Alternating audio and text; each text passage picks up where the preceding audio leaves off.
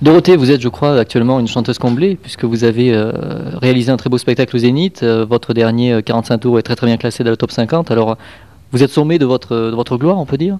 Non, je vais encore aller plus haut, j'espère. Mais au niveau scène, au niveau évolution. Bon, au niveau tout, je veux dire, bon, c'est de trouver notre salle de spectacle plus grande que le Zénith, mais enfin bon, refaire le Zénith peut-être. Et puis, je sais pas, faut pas s'arrêter là. Est-ce que vous n'avez pas eu peur au début avant de faire le Zénith? C'est-à-dire que bon, le Zénith, c'est une image de rock, et vous êtes une chanteuse pour Qu'est-ce que enfants. je fais? Moi, je fais du rock'n'roll, hein. Oui, mais je veux dire vis-à-vis des autres chanteurs qui sont passés là ou des stars anglo-saxonnes, il y avait quand même, c'était quand même différent musicalement. Je m'en fous, moi, des autres qui sont passés là. Vous avez pas eu le track avant? Bah, bien sûr que si.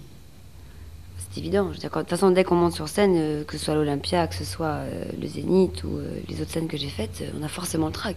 Et je continue à l'avoir en tournée tous les week-ends. Parlons maintenant de votre image de chanteuse pour enfants. Je trouve que par rapport aux autres chanteuses, c'est-à-dire Douchka, Chantal Goya, Karen Cheryl, etc. Rectif. Je n'ai pas une image de chanteuse pour enfants. Je fais des émissions pour enfants, mais je suis, côté chanson, une chanteuse populaire. Je fais de la variété française, populaire, rock and roll, tout public et tout famille.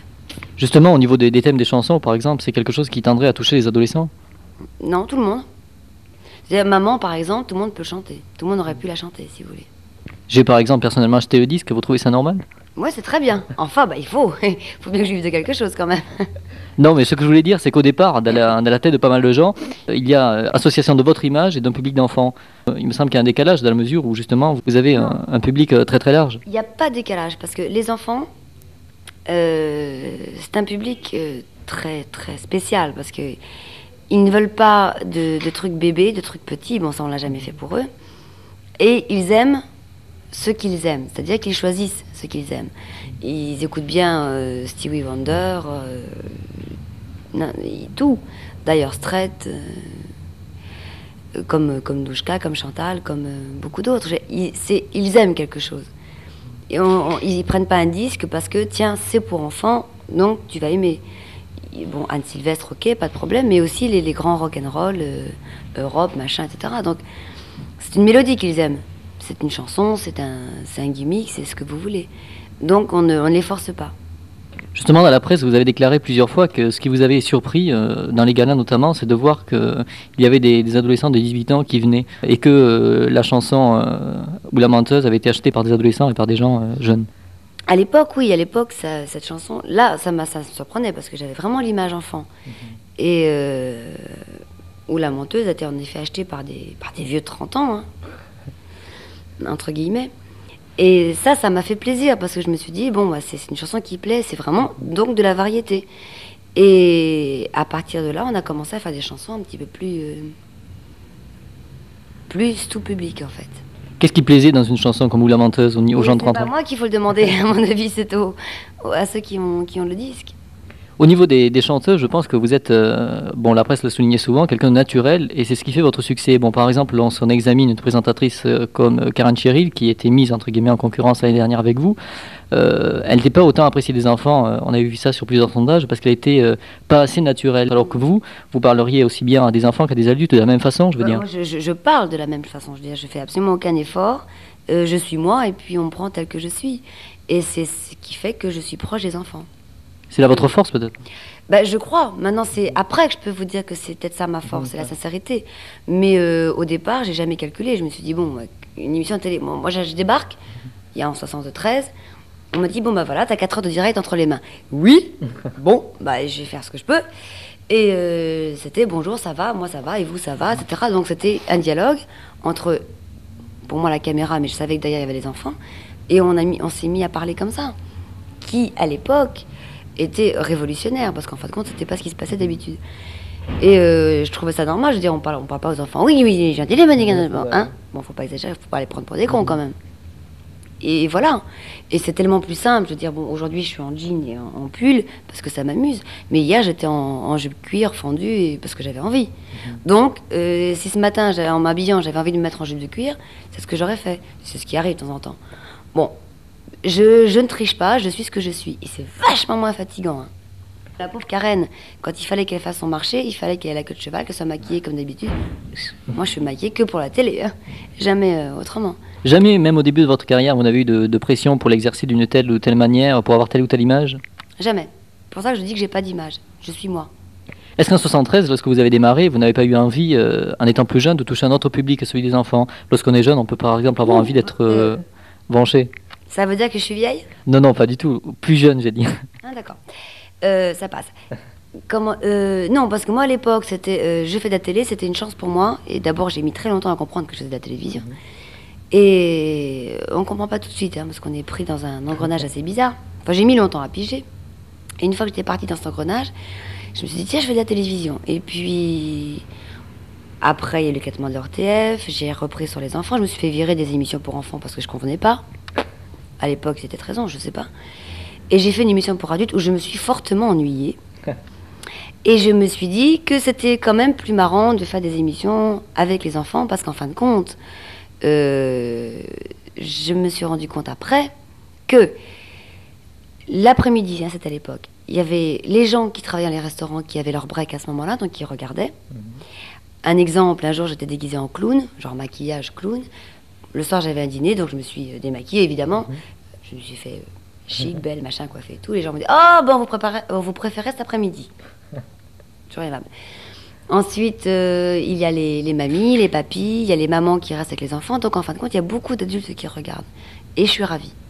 Donc je fais à la fois une émission pour enfants, pour adultes, pour ados, pour tout. Pour tous ceux qui n'ont rien à faire et qui ne peuvent pas faire autre chose et qui regardent la télévision. Est-ce qu'à travers toutes les années d'expérience que vous avez eues à travers Récréa 2, il n'y a pas eu un moment de lassitude vis-à-vis des enfants? Bon, c'est-à-dire que non, pas une seule fois. Je hurle. Non, jamais, jamais, jamais. Et je me dis, le jour où j'en aurai marre, j'arrêterai. Ou le jour où les enfants en auront marre de me voir, ils me le feront savoir, ils me le diront et j'arrêterai. Et c'est très bizarre, ça fait quand même 14 ans que je fais ça. Et je ne me suis pas ennuyée un seul instant. C'est bizarre. Oui, c'est bizarre, d'autant plus que bon, les enfants, c'est jamais un public très facile. Puis, c'est ça qui est bien. On est toujours mis en question et tous les mercredis, pour moi, c'est un challenge. Qu'est-ce qui est le plus difficile au niveau d'un public pour enfants? Ils sont critiques à quel niveau? À tous les niveaux. Tous. C'est-à-dire? De la coiffure, au maquillage, aux vêtements, aux dessins animés, aux invités, au contenu de l'émission, à tout. Pourtant, au départ, un public pour enfants, c'est pas un public critique professionnel, ils pourraient laisser passer. Hein. Pour ça, c'est bien. Parce que les professionnels réfléchissent toujours, ils se font des... Eux, ils ressentent, ils disent. Ça, c'est nature. Est-ce qu'au niveau de la conception de Récréa 2, vous avez toujours été libre ou est-ce qu'il y a des séquences que vous auriez souhaitées que vous n'avez pas pu faire? Oui. Vous pourriez nous en parler? Non. Bon, alors on pourrait peut-être parler d'une carrière au cinéma qui s'est un petit peu amorcée et puis que vous avez plus ou moins abandonnée. Est-ce que vous ne souhaiteriez pas faire une vraie carrière dans le cinéma? Bon, pour moi, le cinéma, c'était un hobby. C'est un coup de chance, c'est pas mon métier, numéro 1.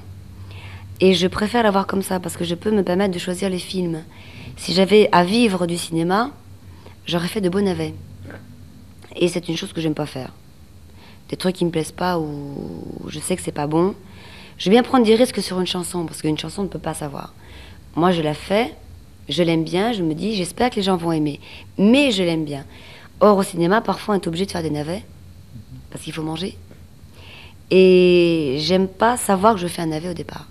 Alors le cinéma, j'ai la chance de pouvoir choisir mes rôles, à tel point que j'ai fait que 2 rôles, et ça viendra plus tard peut-être. Je m'inquiète pas. Si ça vient, ça vient, ça vient pas, tant pis.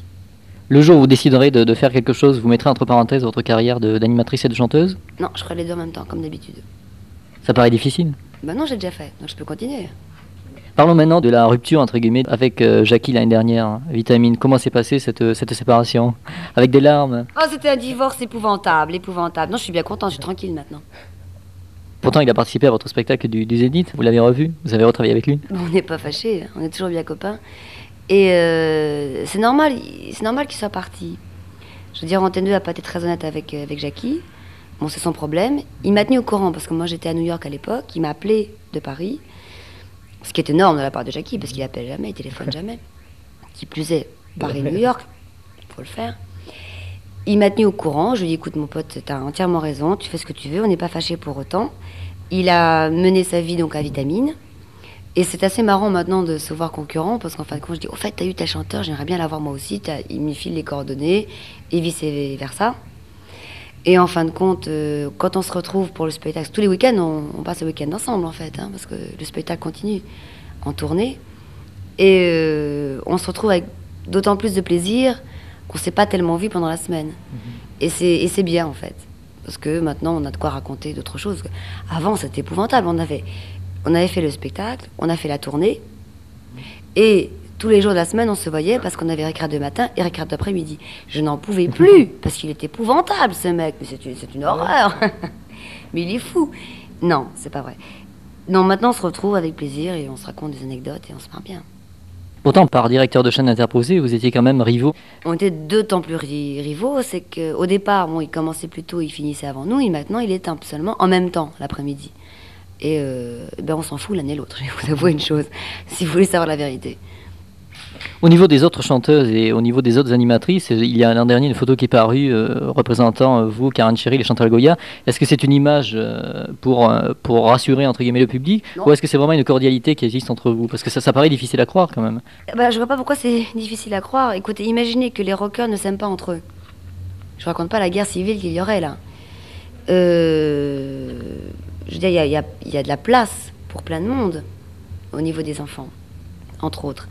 Et je vois pas pourquoi on se ferait la gueule parce qu'on est 3 ou 4 à faire le même métier, entre guillemets, encore une fois. En plus, on a toutes des styles différents. Et moi, j'ai rencontré un jour par hasard Karen et Chantal dans un couloir de la SFP. J'ai dit, les filles, c'est bientôt Noël, est-ce qu'on peut faire une émission ensemble? Ce serait hyper sympa. Elles ont dit oui tout de suite. Et ça s'est passé comme ça et on a fait l'émission toutes les 3. Et c'était hyper sincère. Je ne ferai jamais un truc en disant oui, c'est de bonne politique, ça fera plaisir, etc. La presse, j'en ai rien à foutre. Je suis contente quand il y a des articles, mais je n'ai pas fait ça pour faire un éclat.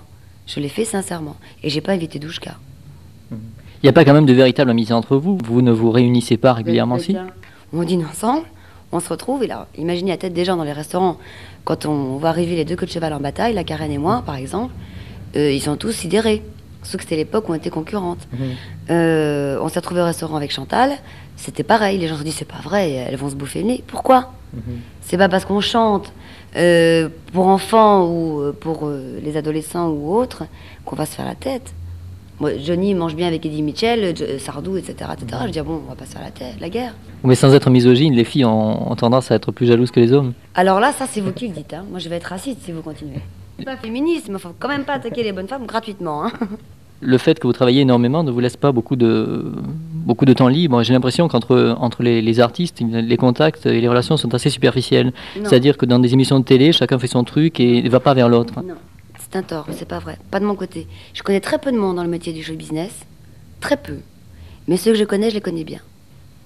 C'est pas facile d'avoir des amis dans ce métier? C'est facile. De véritables amis? Ah, de véritables amis, c'est facile. Faut pas croire, c'est pas... Ok, notre métier, c'est du vent. Une chanson, qu'est-ce que c'est? C'est du vent. La télé, qu'est-ce que c'est? C'est bon. Une fois que c'est passé, c'est passé. Mais on a des amis, et c'est pas pour la galerie. Il y a des gens qu'on aime, des gens qu'on n'aime pas, comme partout, comme vous entre journalistes, vous entre photographes, bon, c'est logique. Et il y a des gens qu'on aime bien, des gens qu'on n'aime pas, il y a des affinités ou autres. C'est pareil dans le show business. Est-ce que vous portez des jugements des fois sur la carrière des autres chanteuses, de vos autres collègues? C'est-à-dire? Par exemple, si je vous demandais de dire ce que vous pensez sur le fait que Karen Cheryl a arrêté Vitamine et de la façon dont elle mène sa carrière aujourd'hui. Je trouve ça. D'abord, ce que je trouve triste, c'est la cassure qu'elle a eue avant Vitamine, parce que ça marchait bien, elle avait un bon créneau et de bonnes chansons ça marchait très bien. Bon, elle s'est arrêtée pour des raisons qui la regardent. Elle a fait Vitamine. Moi, je lui avais déconseillé en disant que c'était pas vraiment son image. Elle l'a fait, bon, c'est son problème. Et maintenant, je m'inquiète car je la vois pas arriver sur la scène. Ça m'ennuie parce que je l'aime bien. C'est une fille que j'aime bien, sérieux. Et moi, je me suis permis de donner quelques conseils quand elle faisait l'émission. Je parle vite parce que je suis un petit peu speed. Je lui ai donné quelques conseils vestimentaires parce que j'étais sincère et autres. Elle les a suivis de temps en temps. Elle a remarqué que j'avais raison. Elle a changé de coiffure, c'est bien. Cela dit, je ne l'ai pas vue en vrai, donc j'aimerais bien voir en vrai. Mais je trouve ça con parce que c'est une fille qui a... Et je veux quelqu'un qui la manage bien, qui la dirige bien. Et le plus dur à trouver, c'est surtout des gens qui vous entourent. Et en fait, le secret, c'est d'avoir une bonne équipe autour de soi. C'est bien gentil d'avoir du talent, d'avoir une jolie voix, d'avoir une belle gueule et un beau corps, parce qu'elle est hyper bien foutue, cette bourrique. Bref, je l'ai déjà dit, donc c'est pour ça que je me permets de le dire. Et c'est très dur d'avoir des gens autour de soi qui soient pas forcément intéressés par l'argent, qui aiment le métier que l'on fait. Et le couple qu'elle faisait avec Mémé Ibak était vraiment quelque chose de fort dans le métier, si vous voulez.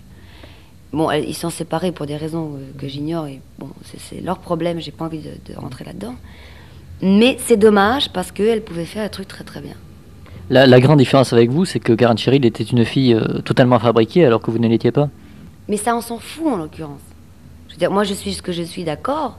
Il y a plein de gens qui sont fabriqués, c'est pas un problème. L'intéressant, c'est de voir le résultat, la chanson, la personne en télé, la personne sur scène, c'est ça l'intérêt.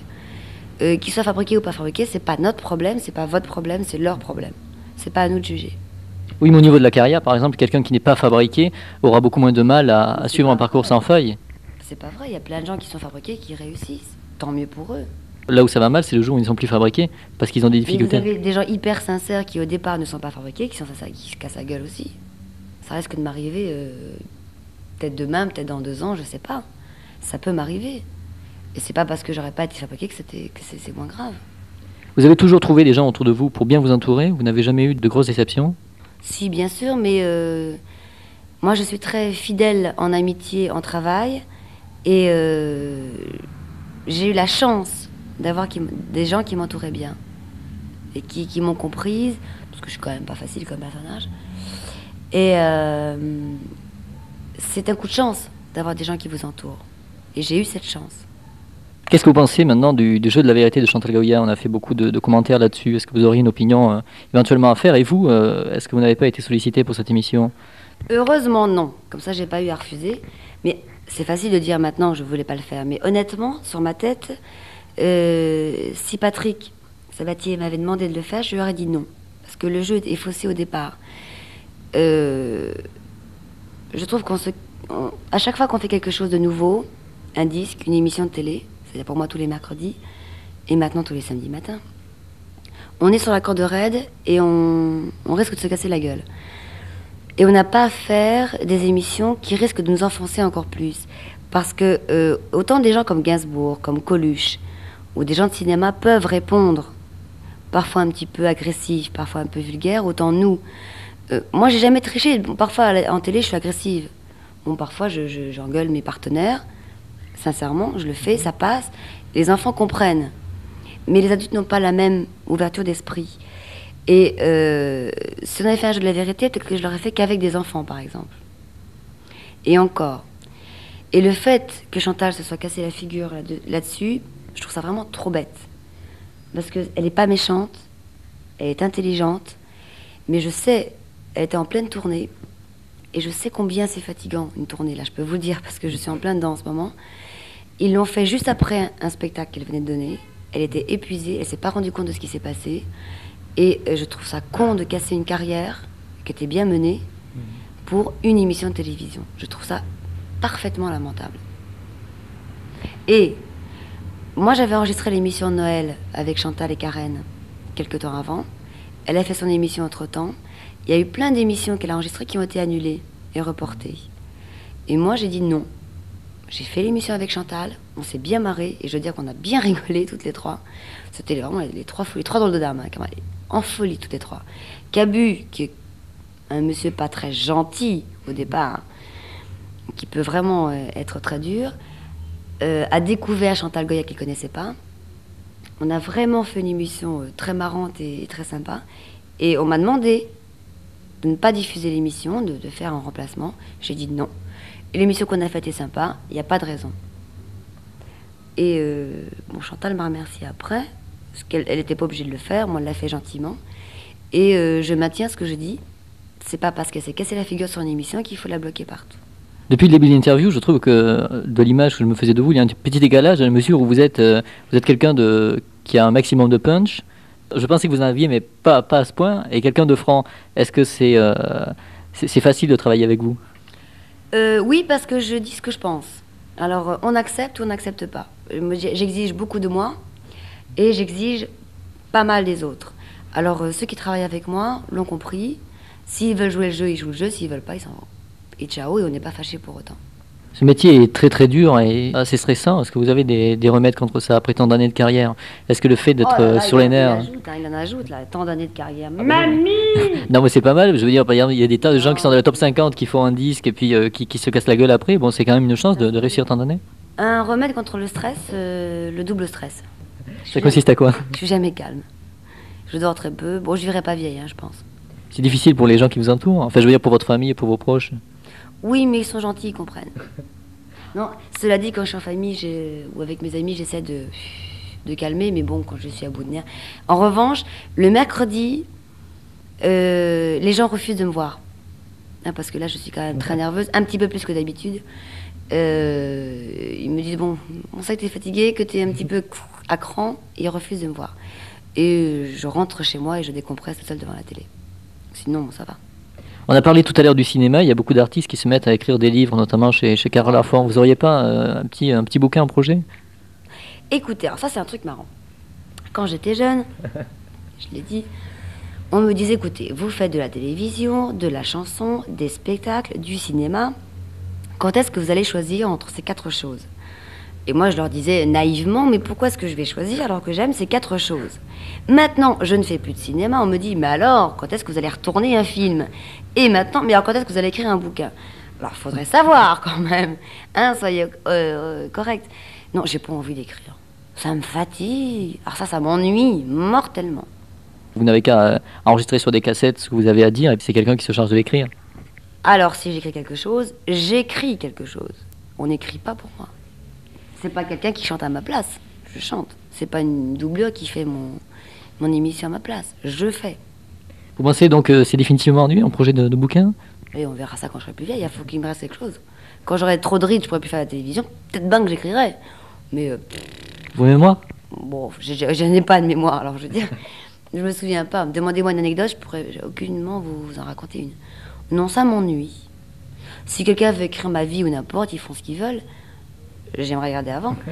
Mais moi, j'ai pas envie d'écrire mes mémoires. Je veux dire, ce que j'ai, je le garde pour moi. Si je veux le donner à des gens ou raconter des trucs qui m'ont frappé, d'accord. Mais non, moi, ça me tente pas. J'aime bien lire les mémoires des autres, mais écrire les miennes, non. Et au niveau d'un roman, quelque chose de fictif comme Novembre des Amours de Michel Drucker? Ah oui, je suis trop jeune encore. J'ai le temps. En conclusion, j'aimerais bien qu'on parle bien des projets, de la suite, après la tournée, le nouveau disque peut-être. Bah attends, là pour l'instant, bon la tournée se termine fin mai. Faut que j'aille jusqu'au bout. D'une part, il y a Récré à 2 entre le mercredi matin, le mercredi après-midi et samedi matin, ça occupe. Qu'est-ce que j'ai d'autre à faire? Les émissions d'été, le 45 tours qui va sortir, et dès début juin, je commence à préparer le 33 tours de la rentrée. Donc, ça va. Les vacances studieuses? Toujours. Dorothée, merci, et puis peut-être à bientôt. Bah ouais, pourquoi pas. Dans quelques années.